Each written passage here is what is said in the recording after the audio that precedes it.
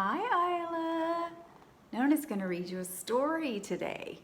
This story is about a bear, a teddy bear named Corduroy. Do you know this story? Nona loves this story.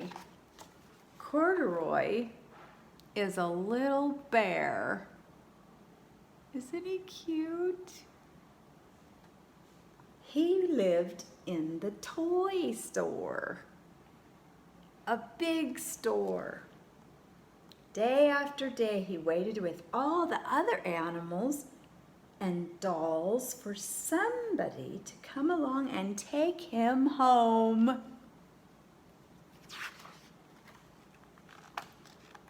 The store was filled with shoppers buying all kinds of things. But no one ever seemed to want a small bear with green overalls. Then one morning, a little girl stopped and looked straight into Corduroy's bright eyes. See, Corduroy? "Oh, Mommy," she said, "look, there's the very bear I've always wanted." "Not today, dear," her mother sighed. "I've spent too much money already. Besides, he doesn't even look new. He's lost the button to one of his shoulder straps. Can you see?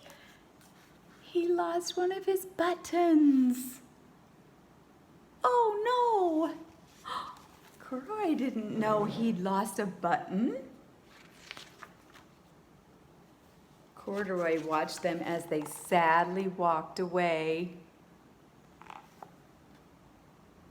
"I didn't know I lost a button," he said to himself.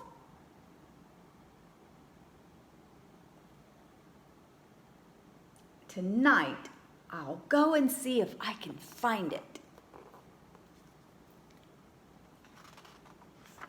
Late that evening, when all the shoppers had gone and the doors were shut and locked, Corduroy climbed carefully down from his shelf and began searching everywhere on the floor for his lost button. He's looking. Suddenly, he felt the floor moving under him. Look at that. He's on the escalator. Have you ever gone on an escalator before?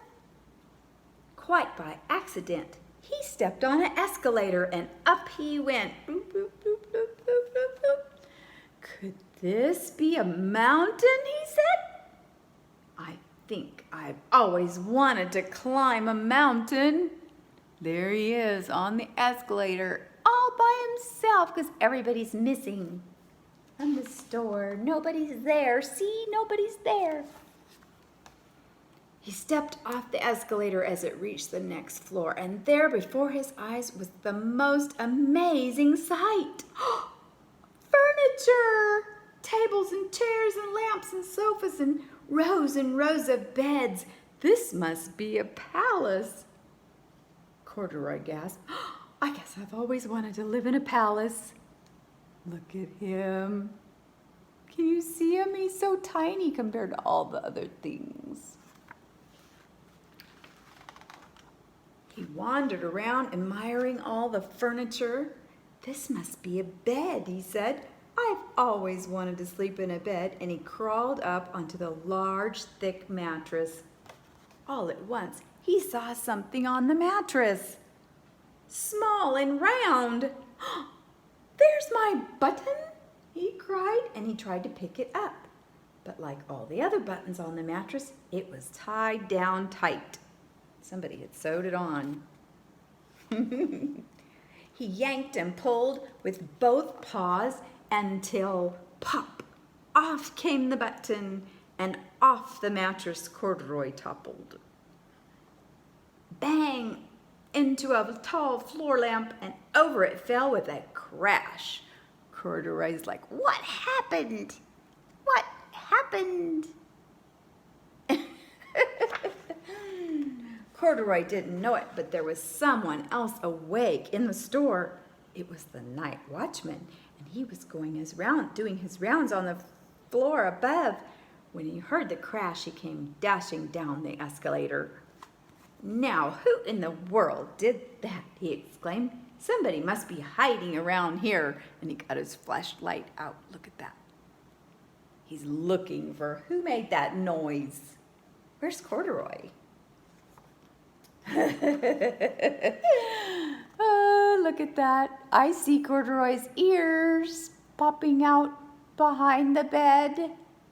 He flashed his light under and over sofas and chairs and beds until he came to the biggest bed of all, and there he saw 2 fuzzy brown ears sticking up from under the covers. "That's Corduroy, I think." "Hello," he said. "How did you get upstairs?" See, Corduroy's supposed to be downstairs. How did he get upstairs? The watchman tucked Corduroy under his arm and carried him down the escalator. Doop, doop, doop, doop, doop, doop, doop.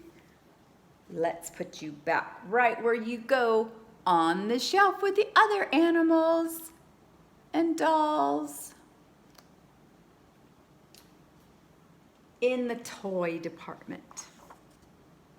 Corduroy was just waking up when the first customers came into the store in the morning, and there, looking at him with a wide, warm smile, was the same little girl he'd seen only the day before. The little girl came back. "I'm Lisa," she said, "and you are going to be my very own bear." Oh, so exciting. "Last night I counted what I saved in my piggy bank, and my mother said I could bring you home." So the lady helped her out and got Corduroy for her. "Shall I put him in a box for you?" the lady asked her. "Oh, no," Lisa answered, and she carried Corduroy home in her arms.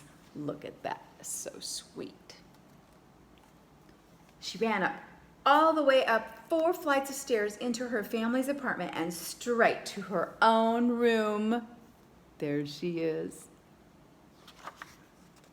Corduroy blinked. "Oh, look at this beautiful room. Oh, it's so much better than the toy store." There was a chair and a chest of drawers, and alongside a girl-sized bed stood a little bed. See, the girl-sized bed and the little baby bed, just right for his size. The room was small, nothing like that enormous palace in the department store. "This must be home," he said. "I know I've always wanted a home." He's so happy to be there. Look how cute.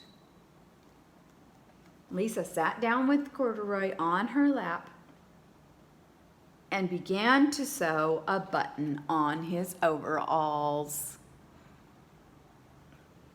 "I like you just the way you are," she said, "but you'll be more comfortable with your shoulder strap fastened." And she fixed his shoulder strap. "You must be a friend," Corduroy said. Look how sweet. "I've always wanted a friend."